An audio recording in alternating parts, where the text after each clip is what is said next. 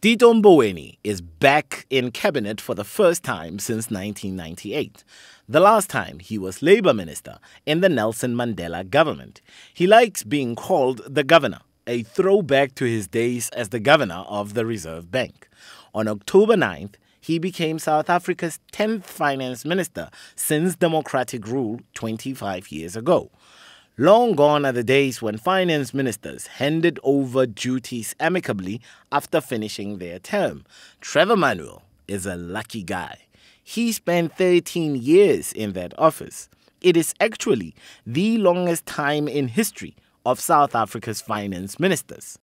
Since the union was formed in 1910, Nicholas Christian Havenga, or simply NC, served for 11 years as finance minister in the governments of Barry Hertzog and Daniel Malan between 1929 and 1954. Jan Hendrik Hofmeyer spent 9 years as the Minister of Finance and Education between 1939 and 48.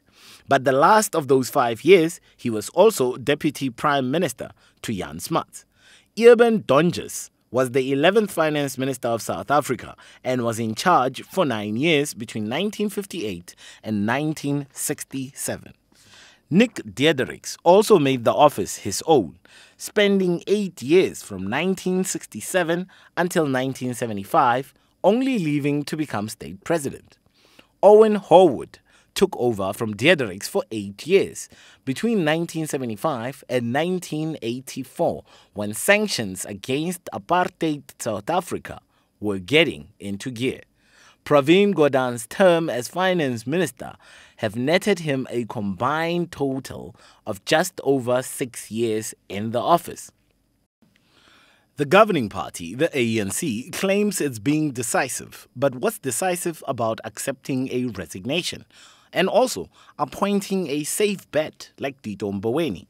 The man has been known to exude either confidence or, as some might say, hubris on social media. He is now haunted by his own tweet from earlier in the year. He wrote it was time for young people to take over cabinet posts and that he was available only in an advisory role. Since the governor left the high office of monetary policy in 2009, Mboweni earned a premium for his advisory roles to multinationals like Goldman Sachs and local giants like Nampek and Discovery. There is little doubt that President Cyril Ramaphosa is walking a tightrope. Barely 8 months since he appointed a new cabinet, he was forced to accept the resignation of his finance minister, Letlhatlha Nene.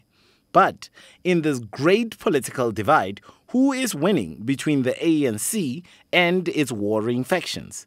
Ramaphosa's enemies are already claiming the Nene resignation as their own victory, while the president has few short-term wins. So what's special about Tito Mboweni and his reign as finance minister? He takes over a stubborn economy stunted by years of corruption and flat growth. According to the Institute for Race Relations, South Africa's economic downturn has been going on for 58 months now, compared to a world average of 36 months. Mboweni also has to avert a third potential sovereign ratings downgrade by Moody's this Friday, a downgrade that could declare Africa's second biggest economy as sub-investment or junk.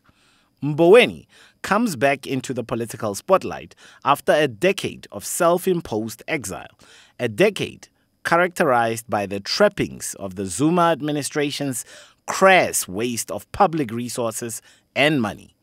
It was also the height of the Gupta capture as most ANC politicians enjoined the Saxon World Tea parties. Politically, Mboweni missed it all. Hope is abound that Mboweni is not tainted. For the sake of the economy, let's hope so, and furthermore, that he has fresh ideas up his sleeve.